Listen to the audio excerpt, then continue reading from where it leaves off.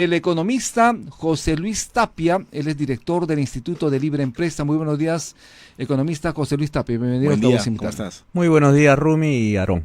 ¿Cómo usted ha tomado esta decisión del Congreso de la República de darle luz verde a la presidenta Dina Boluarte para que viaje al Vaticano a la entronización del Papa León XIV? Bueno, todo jefe de Estado tiene el derecho a visitar a los mandatarios y personajes importantes en las relaciones del Perú y el resto del mundo.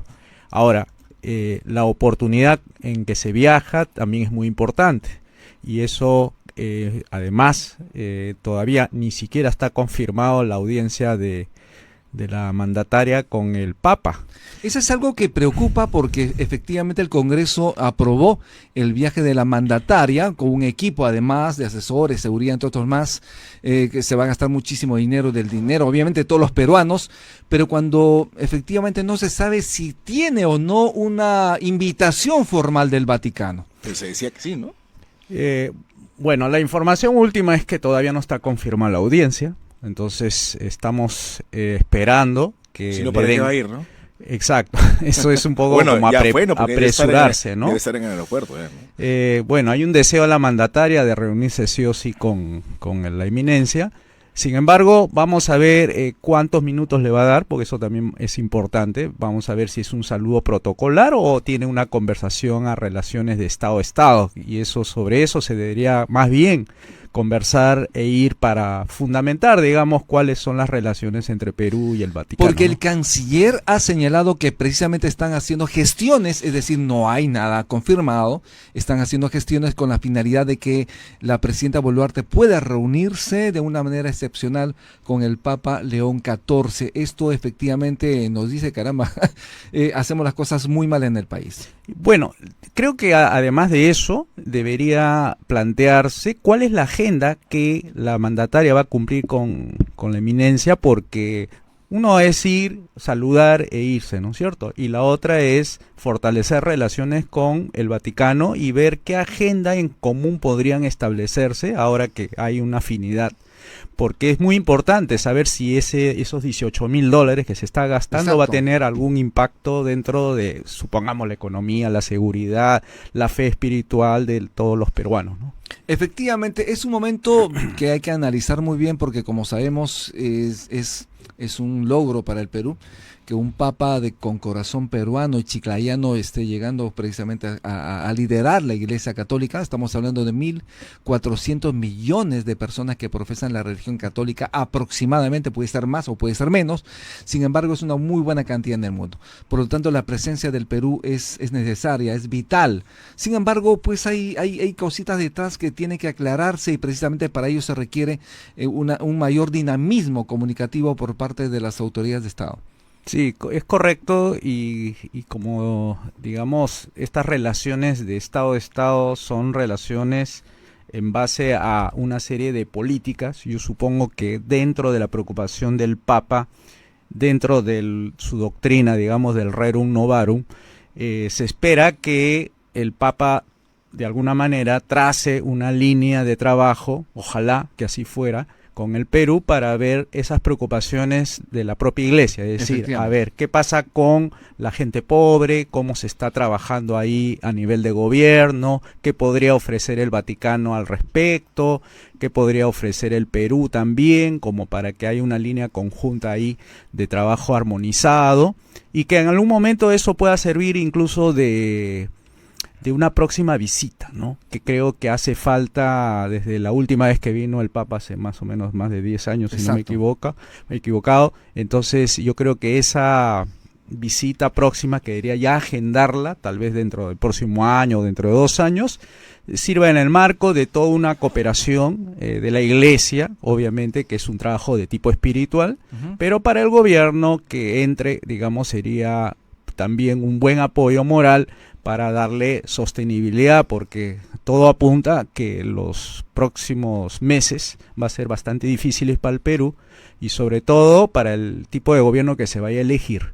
Y si el Papa viene en un marco, digamos, de inestabilidad política, es posible que reconsidere su próxima visita, ¿no? Hasta que la situación interna del país se arregle y pueda hacer una visita, digamos, en un periodo de normalidad, ¿no? Recuerden que la última vez que vino Juan Pablo II, lo vino en un periodo bastante difícil, con terrorismo, incluso, todo, y eso fue un punto de apoyo para que no pierda las esperanzas del Perú que pudiera salir de ese problema, ¿no? José Luis Tapia, ayer el Instituto Nacional de Estadística e Informática dio las cifras oficiales del PBI, es decir, cuál es el resultado de la economía durante marzo, y se señala que en marzo el Perú ha crecido, es decir, el Producto Bruto Interno del Perú creció en 4,7%. Esto obviamente es una gran noticia, casi 5%, es un trabajo que venía realizando el exministro, el señor Salardi, ¿no? Y antes de ello, antes de hablar sobre estas cifras, ¿cómo visionas tú, digamos, este cambio político, cambio de ministros y obviamente en el Ministerio de Economía y Finanzas? Pero para hablar del tema, José, por favor, vamos a hacer una breve pausa, hablaremos del tema luego de los comerciales en Altavoz en Vital y también en Tribu Televisión. Ya regresamos. 1 de la mañana estamos de retorno en Altavoz en Vital, también estamos en Tribu Televisión Canal 20. Si nos acompaña, lo invitamos a compartir el programa en sus redes sociales. Como siempre, estamos en todas las plataformas digitales también de Tribu Televisión, de Altavoz, obviamente de Vital. Aarón Salomón, estamos conversando con José Luis Tapia, él es economista, director del Instituto de Libre Empresa. José Luis, estábamos hablando antes del corte sobre este crecimiento económico del país durante marzo, pero también te pregunté tu opinión sobre estas movidas políticas, cambios ministeriales que afectan obviamente a la economía del país. Bueno, crea incertidumbre de nuevo, ¿no? El señor Pérez Reyes no se le conoce como un posible ministro de Economía, sino como un técnico, aunque claro, su pasado burocrático es de Indecopi. Yo más o menos le hice un seguimiento hace muchos años, porque tuvimos la ocasión en un tiempo atrás, por el año 98, de invitar a una eminencia en la Escuela Austríaca de Economía, y ahí lo pusimos de panelista.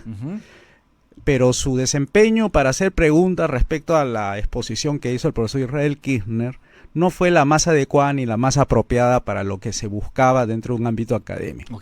Él era además alumno de un amigo mío que era profesor de la de Lima y también me había compartido algunas inquietudes sobre el desempeño de Raúl Pérez Reyes en Indecopi. Y bueno, ya sabemos que él pasó de Indecopi, creo que a Ociptel, y de ahí dio su salto al Ejecutivo. Yo antes también ya lo conocía algo a Salardi, o sea, tenía ya más o menos a los dos mapeados, y me parecía que Salardi era un tipo, como venía de la empresa privada, además fue director del diario Síntesis y todo, entonces tenía un background más o menos de mercado, ¿no? Que conocía bien el sector privado. Entonces dije, cuando entró el señor Pérez Reyes, más o menos por los antecedentes como se manejó en el tema del aeropuerto, yo dije, este es el tipo digamos, de funcionario público que se adecua más a las necesidades de un gobierno de tipo burocrático, el de los procedimientos, el de las líneas, digamos, maestras de lo que señala la ley, digamos, las normas y todo eso. O sea que, en resumidas cuentas, no va a haber grandes cambios con el señor Raúl Pérez Reyes. Claro. Seguramente va a seguir algo de la línea trazada, pero sí me queda claro que en la parte de la fusión de esos 14 programas,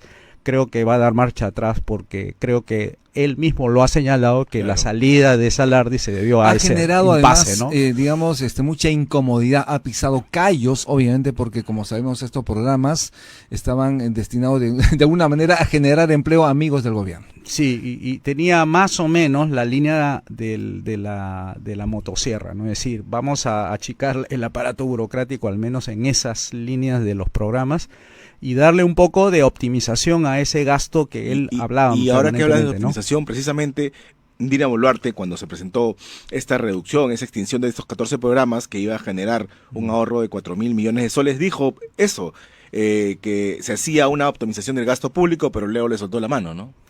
Entonces ahí vemos... ¿A quién le ha dado la cabeza de Salardi a Dina Boluarte? Bueno, creo que a los sindicatos. O sea, fíjense que es algo como un patrón. Para el tema de Petroperú, que debió haberse hecho los recortes drásticos, someterlo pues a una evaluación para ver qué hacer con la empresa y ver la manera de que eso fuera trasladado al sector privado, Inmediatamente apenas soltó esa idea porque le faltaba un decreto legislativo para justamente hacer ese cambio, esa modalidad, fueron los del sindicato de Petroperú a hablar con la presidente y sobre todo en un consejo de ministros, que es inusual, ¿no? Invitar, digamos, Claro. sindicatos a hablar, y salió con un decreto ayudándolo, dándole un respaldo financiero a la empresa para que siguiera flotando. Entonces ya con eso de que salió Salardi por presión del sindicato o porque cambie su opinión acerca de Petroperú, porque el sindicato ya te dice que ella tiene mucha afinidad con el tipo de organizaciones que están más dirigidas por los trabajadores, ¿no? Entonces creo que eso han pedido en cierta manera a la presidenta que, bueno, busquen un mejor reemplazo, porque si no la situación se le puede complicar en los meses, teniendo también a un paro ahí en ciernes. Exacto. Que tenía bajo ya presión a la presidenta y se dejó gobernar por esa presión, ¿no? De otro lado, Pérez Reyes, como sabes, ha sido ministro de Transportes y Comunicaciones. Ayer empezó la marcha blanca en el nuevo aeropuerto internacional Jorge Chávez. Dicho sea de paso, ayer he ido a despedir a un familiar y efectivamente está hermoso. Sí, está hermosísimo, increíble. Obviamente he ido en la madrugada, obviamente no hay tráfico, no he sentido el tráfico. Pero el ministro ahora de Economía, el señor Pérez Reyes, estaba hablando como ministro de Transportes y Comunicaciones. Hablaba sobre la situación del nuevo aeropuerto, de las ventajas y de las posibilidades. Pero obviamente se nota que le faltaría mayor discernimiento, mayor conocimiento de los aspectos económicos, que se requiere este tipo de aptitudes, conocimientos para dirigir una cartera tan importante como el MEF. ¿Crees así? Mira, yo creo que debe dar una conferencia de prensa donde debe trazar cuál va a ser su programa político que él va a tener como ministro para tener claro las cosas, porque ya hay un sector del gremio empresarial que no le ha gustado nadita esta salida del Salardi, y entonces espera este sector empresarial de que siga la línea de lo que se ha venido haciendo, ¿no? Es decir, conversando con el sector privado, viendo las mesas de destrave, que esa era un poco la metodología que querían ellos encontrar, con una audiencia con el ministro para ir trazando algunas líneas de trabajo. Pero ahora que ya se ha ido el señor Salardi y ha entrado el señor Pérez Reyes, entonces ha dejado en suspenso muchas de las acciones que venía haciendo. Entonces eso crea incertidumbre, ¿no? En marzo la economía creció 4,67% según lo ha reportado el INEI ayer. Sabes perfectamente que tiene que hacerse reporte cada 15 de cada mes. Pero en su momento el exministro Salardi ha destacado que en su gestión se creció casi 5% en marzo, un déficit fiscal acumulado de 2,9% a abril. Además dijo que los ingresos tributarios crecieron 17,7% en abril, mientras que la inversión pública alcanzó los 15.500 millones de soles entre enero y abril. Obviamente son cifras positivas. Claro, está no dejando unas cifras positivas. ¿no? Mira, si vemos un poco el PBI, más o menos a qué factores se debió, casi muy poco tiene que ver con la gestión del Ministerio de Economía y Finanzas. Son factores de orden climático que ha arreglado un poco la situación del agro, que ha impulsado el crecimiento, y bueno, el resto podría tener algo de razón con respecto a algunas medidas de destrave, pero poca incidencia en realidad para 33 días que tiene en el Pero su gestión. presencia generaba confianza en el sector empresarial, ¿no? Ese es el punto, ¿no? O sea, no es un tema de gestión propiamente, pero sí las expectativas de aquí para adelante eran, digamos, para las empresas que conforman, digamos, estos gremios, sí se veía con bastante optimismo lo que iba a ser el ministro. Pero repito, lo que iba a hacer en cuanto al shock desregulatorio, 402 medidas, ¿no? Sí, es nada frente a las 20.000 leyes malas que hay en el Perú, frente a la inversión privada que tiene que ser activada por reformas en el mercado, reducir el tamaño del Estado, bajar impuestos, privatizar empresas públicas. Eso es lo que hace que mueva la agenda pública y que retome la confianza del sector privado, que se está regresando a una época en la cual se necesitaba bastante inversión, tanto a nivel macro como micro, y eso a su vez pues iba a generar las expectativas más positivas de las que hasta ahora por lo menos se ha avanzado, ¿no? Hay que precisar que hay un acumulado en el crecimiento peruano de 3,92% en el primer trimestre del año. Y además se mantiene un cuarto trimestre consecutivo un ritmo de crecimiento en torno a 4%. Eso es importante, ¿no? Sin embargo, no alcanzamos con ese nivel de crecimiento para darle empleo a más peruanos. Como sabes, cada año salen al mercado laboral más de 300.000 jóvenes que buscan un puesto de trabajo. Kurt Burneo, en una entrevista aquí en Altavoz, señaló que deberíamos crecer por encima de 5 o 6% para darle al menos un poco de empleo a esa gente que pobreza, sale, ¿no? al país. Obviamente esta cifra aún sigue siendo ínfima. Sí, es bastante ínfima porque lo que se necesita es el doble, ¿no? No 3, sino 6. Exacto. Y eso se impulsa por inversión privada. O sea, aumentar el uso de los factores, por ejemplo, mano de obra, capital, recursos naturales, requiere gasto de las empresas. Los gastos de las empresas hacen que compres más mano de obra, ¿sí? Contratas más trabajadores, contratas también más terrenos, inversiones en empleo agrícolas, mineros, comercial, etcétera. Con ese gasto de inversión también contratas más administradores, más gerentes, etcétera. Exacto. Entonces, con todos esos gastos acumulados, se busca finalmente aumentar la producción. Y además, en un momento cuando el precio del oro está volando, por ¿no? los cielos, el 3.500 precio del la cobre onza, por ¿no? los cielos, la plata también y otros más. Como sabes, el oro es un metal de refugio, ¿no? En situaciones de crisis y en momentos cuando el país ha visto que los precios de estos commodities crecían, el país estaba creciendo por encima de 7%, 8, hasta 10%. Sí. Y no estamos de alguna manera atesorando, aquilatando este crecimiento en precios de esos principales commodities que el Perú exporta para posibilitar un mayor crecimiento en el país. ¿Por qué? Porque el Perú tiene pues 4 motores, ¿no? Como decimos los economistas, ¿no? Hay el consumo, el gasto de las empresas, el gasto del gobierno y las exportaciones e importaciones. Entonces, en el último, o sea, las exportaciones, que es un motor, bueno, no toda la economía es propiamente de exportación, como sería un Singapur, ¿no? Que el 80-90% de su PBI depende de las exportaciones. Acá es más o menos el 30-40%, por tanto el 70% restante es otras variables que tienen que ver más con el ámbito interno. Y ese es el punto entonces que hay que las explicar. políticas públicas económicas no han sido las más acertadas para poder despegar o recuperar el tiempo perdido. Sí, como he dicho, las reformas, Exacto. siempre insisto, las reformas es rehacer, darle forma a lo que no está funcionando bien. Y lo que no está funcionando bien primero es el gobierno no está haciendo los esfuerzos para reducirse en sus gastos, que son innecesarios para lo que se necesita, y abrir más los mercados. El mercado laboral está cerradísimo, está con el 70% de informalidad. Claro. Tenemos un mercado de capitales totalmente débil, que no capitaliza para 30, 40 años de inversión.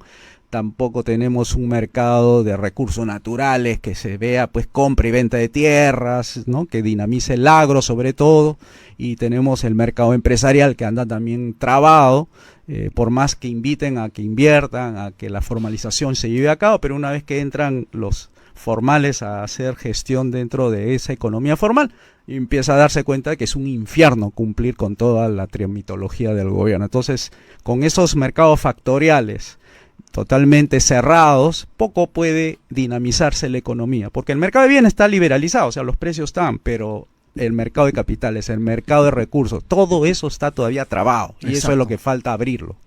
Eso es importante. Estamos en Altavoz en Vital, también estamos en Tribu Televisión Canal 20, estamos conversando con José Luis Tapia, él es economista.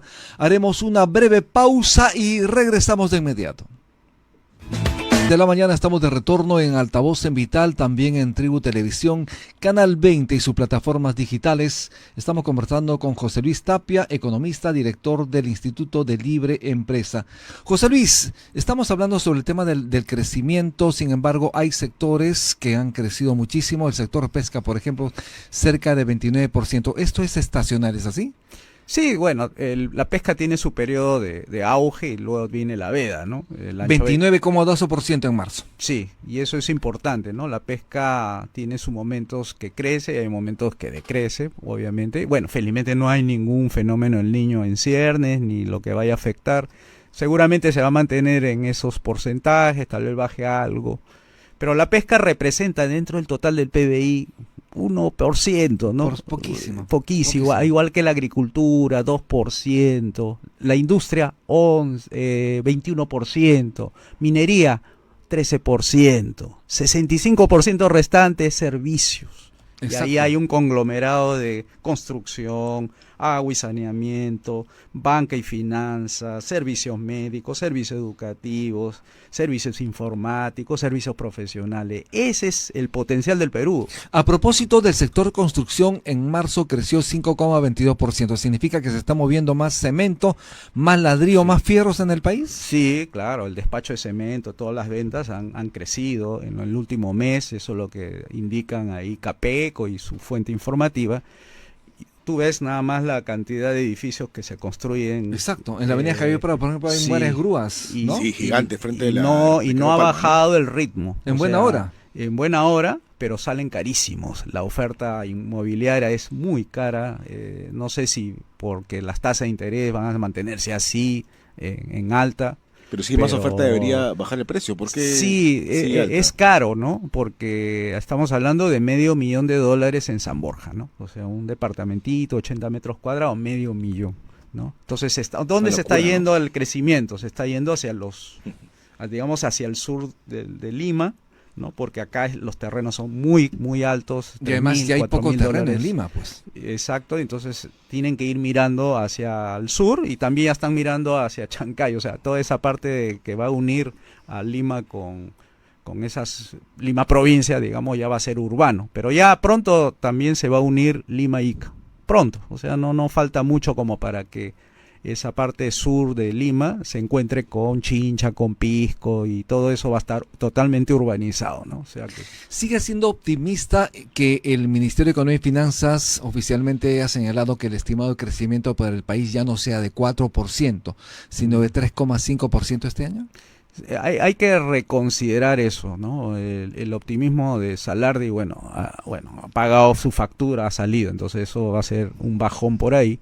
Y además el periodo preelectoral que tenemos en ciernes también va a generar más incertidumbre, se va a aguantar ahí las inversiones, porque la demagogia es un deporte aquí en el Perú, así que cuando empiecen a salir los candidatos en octubre y empiecen a ofrecer medidas, van a asustar a la inversión privada y eso va a tener impacto en la producción total, ¿no? Así en el es. PBI, ¿no? ¿Qué sectores deberían propiciar recuperación más rápida del país, la recuperación económica? Porque obviamente todavía estas cifras de crecimiento de las que estamos hablando son todavía tenues, ¿no? Obviamente eso no ayuda para generar empleo.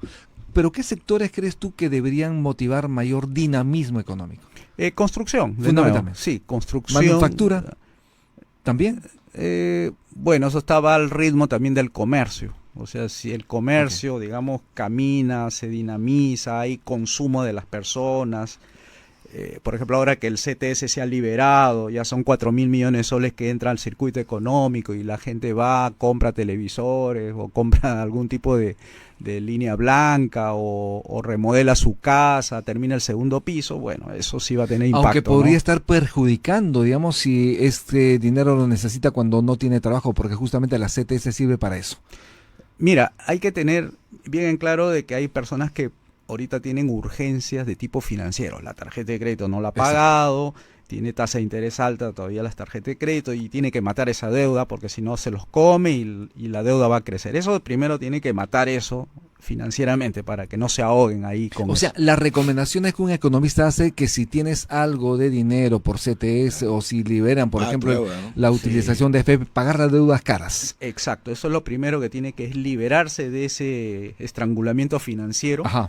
Luego, todo lo que sea deudas de corto plazo, es decir, me refiero a agua, luz, teléfono, de repente se le ha acumulado 2 meses, ya está a punto de cortarle el teléfono, el celular, debe tener esa, digamos, prioridad en atacar rápidamente lo que puede generarle eso que llamamos nosotros esos gastos operativos. Si se no paga la luz, te cortan la luz, ¿no? Entonces, y la tercera es no tocar ese dinero, tenerlo en la forma de un ahorro de emergencia, porque uno no está libre de cualquier percance, accidentes, o la pensión también educativa y todo eso también puede tener algún tipo de impacto sobre ese ahorro, o sea que puede disponerlo rápidamente, como emergencia, como el botiquín de la casa, que cuando uno saca el alcohol frente a cualquier eventualidad, lo mismo puede hacerlo con el dinero, ¿no? Eso es importante señalarlo. José Luis Tapia, la vez anterior cuando te entrevistamos, calificaste, bueno, yo te pregunté si los empresarios en el Perú son mercantilistas, tú dijiste que lamentablemente sí son mercantilistas. Nos han preguntado en redes sociales precisamente sobre este tema. ¿Qué puedes precisar sobre el asunto? Que nosotros tenemos una estructura empresarial como un triángulo, donde en la punta de arriba del triángulo está concentrado el 60% del PBI. O sea, estamos hablando entre empresas medianas y grandes. O sea, si sumas el 2% del total de empresas son entre medianas y grandes, te concentra más o menos la riqueza en 65%. El 98% restante o 95% restante son las microempresas, que son como 6, 7 millones según dice. Y ahí te hace el 30% restante, entre medianas y las micro. Entonces, cuando digo mercantilista, me refiero a la parte de arriba. Exacto. Es decir, ¿quiénes son los que influyen sobre la designación de los ministros? CONFIEP. Siempre CONFIEP sugiere los nombres de quienes deberían ser los ministros de Economía. ¿Por qué? Porque son las personas con las que tiene más acceso esas empresas grandes y medianas representadas en estos grandes gremios para conversar el ministro y buscar ventajas. Políticamente incluso se dice que el ministro Pérez Reyes, el ahora ministro de Economía, sería una cuota del fujimorismo.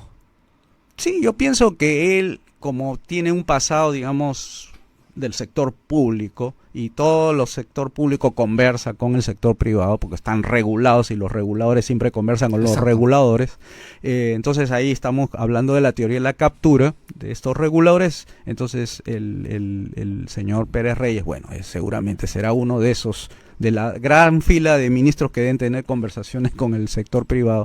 Y además este sector privado pues no se queda quieto, ¿no? Siempre busca accesos a comunicaciones con los ministros, ¿no? De manera directa. Y de este sector empresarial que corta el jamón prácticamente en el país, son quienes están pidiendo beneficios tributarios, por ejemplo el sector agroexportador, quieren la ley Klimper 2.0 efectivamente, y eso obviamente no sería lo conveniente para el país. Mira, si ese fuera el modelo a seguir, no solamente debería dársele esa ventaja a la agricultura, eso debería extenderlo a todos los sectores sin excepción. Claro que sí. A la economía. Entonces, si tú tomas como modelo, entonces lo que tú esperas es que se trate a todos bajo la igualdad ante la ley. Baja el impuesto de renta a todos. O sea, el Estado de Derecho que te dice que el principio fundamental del Estado de Derecho es a tratar a todos iguales ante la ley. Efectivamente. Así que la ley Klimper hay que aplicarlo a todo el Perú, porque eso ha dado éxito al sector agroexportador. Lo mismo debe ocurrir en el comercio, lo mismo en la minería, lo mismo en la educación, etcétera. Pero estas facilidades obviamente deberían ser por un tiempo determinado hasta que el sector se impulse, hasta que este sector se desarrolle y puede lograr estos resultados en azul satisfactorios para el país. Pero mantenerlo nuevamente, ¿de qué estamos hablando? Por eso digo, cuando se demuestra que bajar impuestos, bajar contribuciones sociales, etcétera, da un impulso y da la modernidad a un sector, eso debería ser el efecto de demostración de, digamos, las políticas de bajos impuestos, la política desregulatoria, que está enfatizado más en darle mayor libertad empresarial, debería ser para todos, no para un sector. Eso es lo que hay que defender, ese modelo, pero extenderlo, no quitarle al que le va bien, sino si te va bien a ti, que le vaya bien al resto, y eso se llama Estado de Derecho, ¿no? Efectivamente. Aaron. Sí, ¿cómo hacer para bajar yo sigo con esa cifra, ¿no? 9.4 millones de peruanos pobres, ¿no? Sí. Un tercio de la población es pobre todavía, ¿no? ¿Qué es ser pobre en el Perú? Que persigas 454 soles al mes, ¿no? Sí. Por persona, para una familia de 4, 1.600 o 1.800, bueno, es poquísimo, ¿no? Y además lo gracioso es que si te pasas un sol hacia abajo ya eres pobre, o sea, y un sol hacia arriba. La línea de pobreza. Sí, y sobre todo el sector también, digamos, de la clase media, ¿no? También está golpeada, todos los ahorros de sus CTS, AFP, pues prácticamente se han comido porque han tenido dificultades económicas. ahora son más vulnerables. Ese es el término que se está empleando para la clase media. El 62% de la población es entonces, vulnerable, ¿no? la manera de sacar adelante, sacar estos 9 millones de pobres, hacer reformas liberales, abrir todos los mercados, privatizar, desregular, derogarte las leyes malas, y eso el trabajo está concentrado en el Congreso. El Congreso tiene el poder para hacer cambiar al país, no el presidente de la República. El presidente de la República está secuestrado por esas leyes malas. Cualquiera que entra va a fracasar. Ya entró Castillo, lo sacaron, PPK lo sacaron, Sagasti lo sacaron, Merino lo sacaron. Al presidente García en su época tampoco le fue bien, a pesar de que tenía una condición económica diferente. Toledo fracasó, Fujimori terminó yéndose a Japón. O sea, las leyes malas están secuestrando a los presidentes porque son ejecutivos. ¿Quién pone las reglas de juego para que el presidente pueda ejecutar su política de gobierno? El Congreso. El Congreso tiene ahí la sartén por el mango. Ahora, con este Senado que ya se viene... Es más difícil, ¿no? ¿Perdón? Con este nuevo Congreso bicameral no va a ser más difícil aplicar estas normas. La derogación tiene que venir normas. desde el diputado, tiene que venir la derogación de las leyes malas para que entre al Senado y el Senado ratifique y derogue. Entonces, ese es el cambio del Perú. El Perú tiene un problema legal, no es económico. Lo económico es resultado de lo legal. Tienes buenas leyes, vas a tener buena economía. Tienes malas leyes, vas a tener mala economía. Así es. José Luis Tapia, vamos a hacer una pausa. Estamos en Altavoz en Vital, también en Tribu Televisión, Canal 20. Ya regresamos.